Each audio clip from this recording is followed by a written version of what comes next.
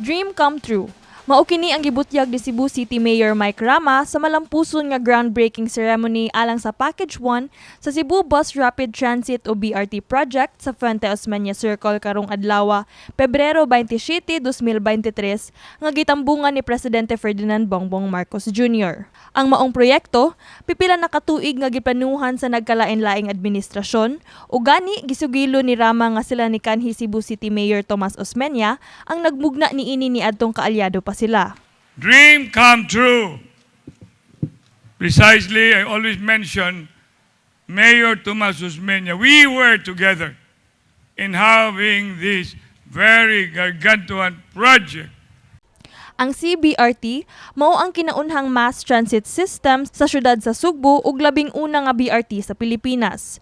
Moabot og 16.3 billion pesos ang budget niini nga dunay 13.18 kilometers nga segregated lanes ug 17 ka bus stations alang sa mga BRT buses nga mopasakay og sobra 160,000 ka pasahero matag adlaw kung fully operational na kini inig second quarter sa tuig 2025. Apan unahon usa ang Package 1 sa CBRT nga naglangkob og upat ka station sa Capitol, Fuente, Cebu Normal University ug Cebu South Bus Terminal nga gilauman sa presidente nga masugdan na unta og gamit sa mga commuters karong Desyembre ning tuiga. The first bus rapid transit project in the Philippines. As usual, nauna na naman ang Cebu. Cebu once again leads the way.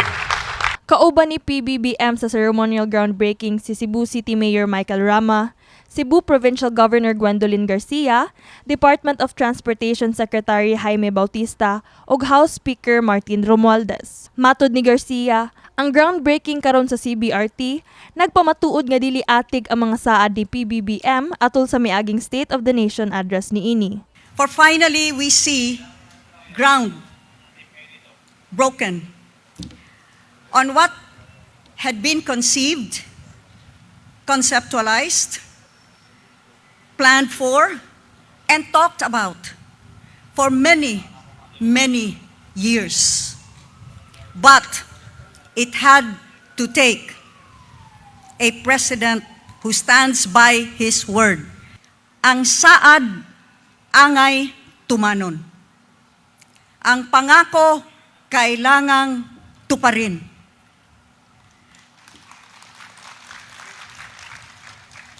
And in his first State of the Nation address last year, the President clearly said it. The BRT in Cebu will finally be implemented. Samtang si DOTR Secretary Bautista, miingon nga gawas sa dugang nga kasakyan alang sa mga commuters, ang CBRT makahatag sab og mas daghang trabaho ug benepisyo alang sa mga Sugboanon. This 16.3 billion project will bring multiple benefits to the residents of Metro Cebu. The 13.18 kilometer Cebu Bus Rapid Transit will not only reduce travel time between Cebu's North and South districts, but also boost economic productivity in various communities through the efficient mobility of passengers, goods, and services.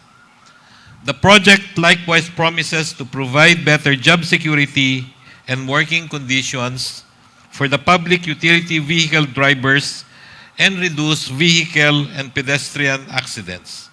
Gipahimug-atan sab ni PBBM ang paghatag og just compensation ug tarong nga relocation alang sa mga property owners nga maapektuhan unya sa CBRT project. I want to remind the DOTR to ensure the just compensation of the property owners who will be affected by the CBRT project. I also urge you to find ways that to properly relocate the affected informal settler families. And as we begin this project, I know that there will be slight inconveniences and traffic congestion, as if Cebu does not have enough, but we will have to accommodate the construction process for the greater benefits that will come in the future. I invite everyone to remain patient, to be considerate, as these temporary disturbances and interruptions are aimed at pushing long-term benefits for the city and for the province.